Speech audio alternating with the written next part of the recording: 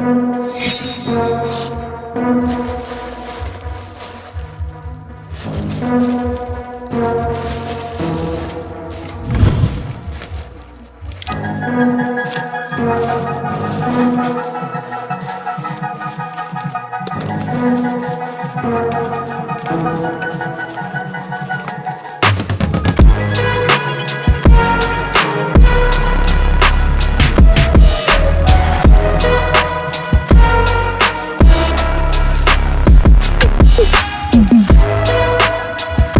have a new module, solar panel, 6 volts 3 watts, maximum current 1000 milliampere, wire length 10 feet, 3 to 5 volts batteries. Okay, charging, solar cell, polycrystalline silicon, waterproof, phone solar, many collectors, solar panel, technical data 3 watts, voltage 6 volts 0.5 ampere, open circuit voltage, short circuit warning,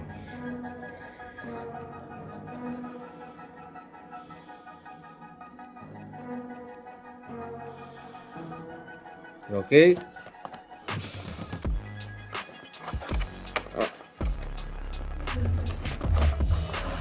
Okay,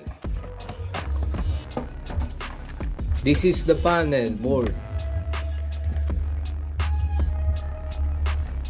We're not going to remove the plastic yet, because tomorrow we're going to test it under the sun. What's this? USB? Oh, USB. And then we have the adapter, micro jack. This is micro USB, mini USB, type C. It is a reversible, okay. And then the bigger jack, type C, mini USB, and the micro with the different port, type C.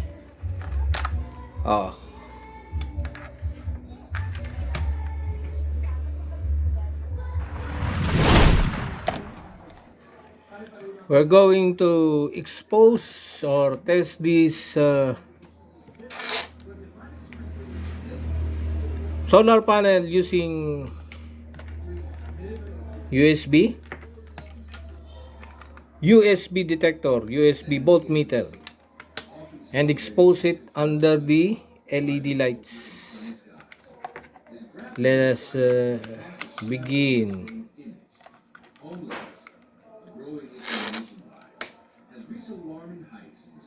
So we have this 0.07 ampere, 70 milliamps, with a voltage of 3.22 volts DC. Okay, so exposing the solar panel to the LED lights, we can get the voltage of 3.19 volts, 0.07 milliamps.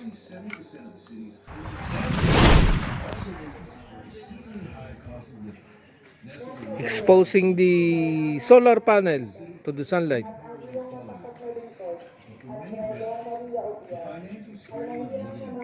.28 volts, 0.09 ampere.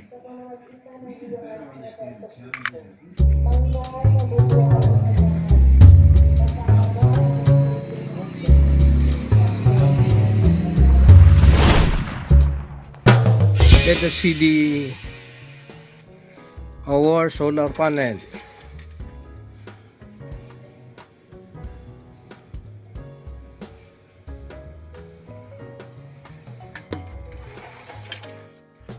And here we have the end of the USB of our solar panel. We're going to test the solar panel.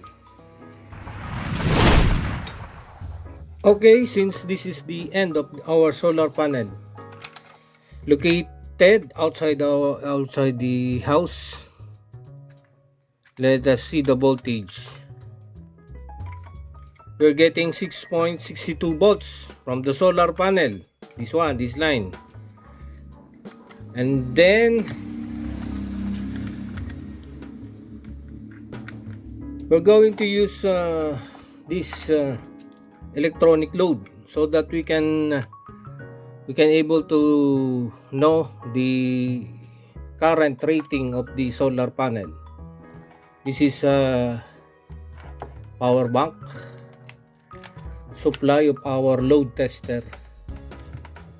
So this is now the supply.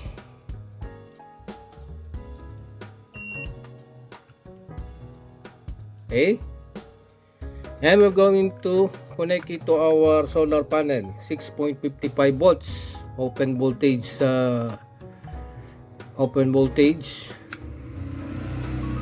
So you can see 6.55 here, 6.54. We can now let us adjust the current. If our solar panel can handle 500 or 500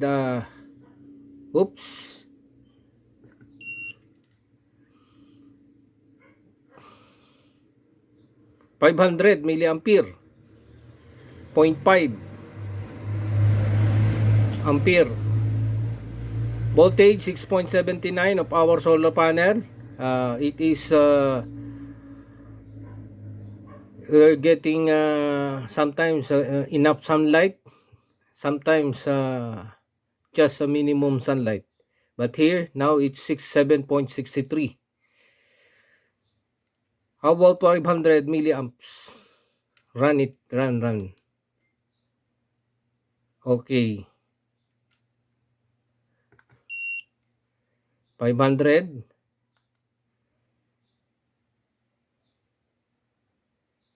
So the voltage drop. The voltage drop. It means it cannot handle 500 milliamps of current, or it is not 500 milliamps at 7 volts. Let us say 400 milliamps or 0.4 ampere. Run.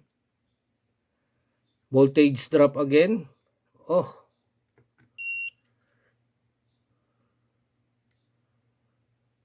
run. Voltage drop again.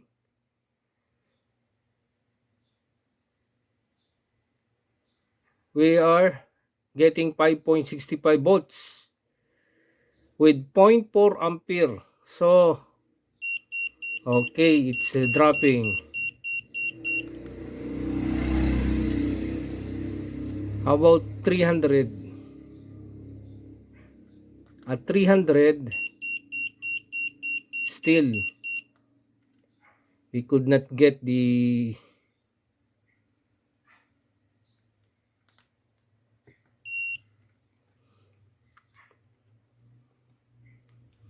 $200.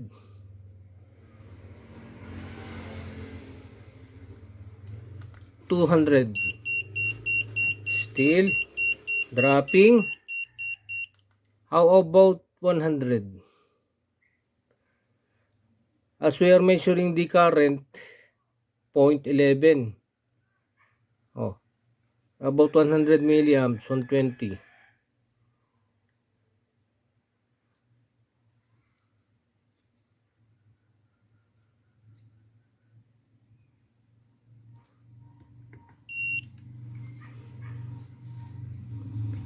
Seven volts, 120 milliamps. And it is stable at 120 milliamps or ampere for 7 volts, as just like this one. So the voltage is varying because of we are using the solar panel from outside our house. So we're getting 6.97, and while we are running this load tester, it is capable of handling just 120 milliamps. So going to adjust it to 200. Run. Voltage drop at 6.39. 200 still okay, or 350. 250 milliamps or 350 here. Still okay. It's stable at 250 milliamps at 6 volts. At 7 volts, we are 100 milliamps. 250 at 6 volts. How about 300?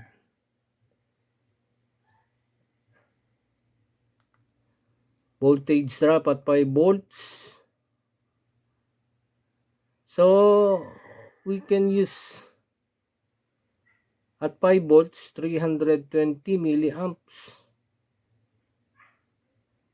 So it means it's still okay.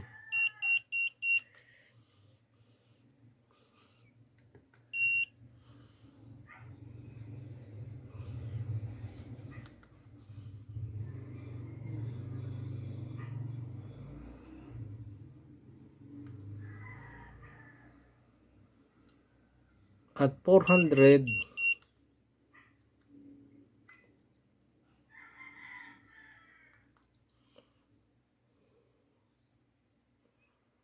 we're getting 5 volts, 400 milliamps. Still okay. 400 milliamps. Still at 5 volts. At 500 milliamps.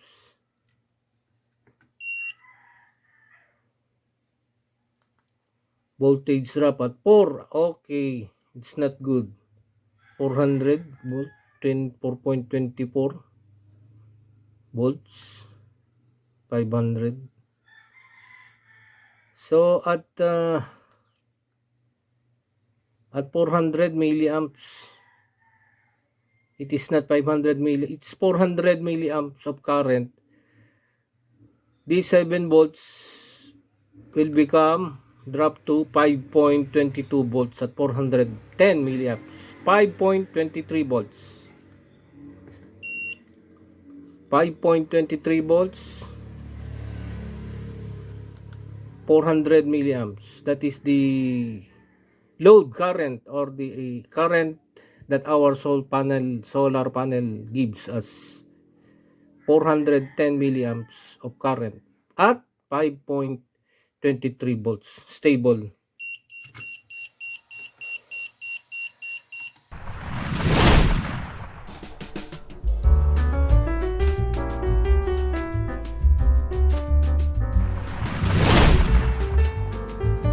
We have now the figure 1 solar panel, 6 volts, 3 watts, block diagram.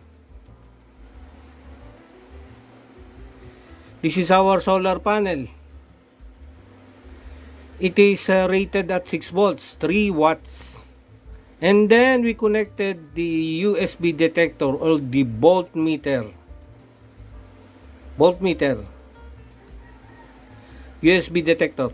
To know what is the voltage of the solar panel, which is located outside the house, while exposing it directly to the sun. So the voltage, open voltage, is around 7 volts, approximately 7 volts. 7 volts. By using this USB voltmeter, we used the USB voltmeter, we are getting 7 volts from the solar panel of 6 volts, 3 watts. And then we connected another load tester or another gadget load tester just to know the current rating of the solar panel. To know the current, what is the current of the that solar panel can give by using a load tester. And then while connecting the load tester, testing the current, if we set the current to 500 milliamps or approximately 0.5 ampere, it is not possible. There is an error. So when the current is at 400, approximately 400 milliamps or 0.4 ampere, we get the voltage of, what is the voltage? 5 volts.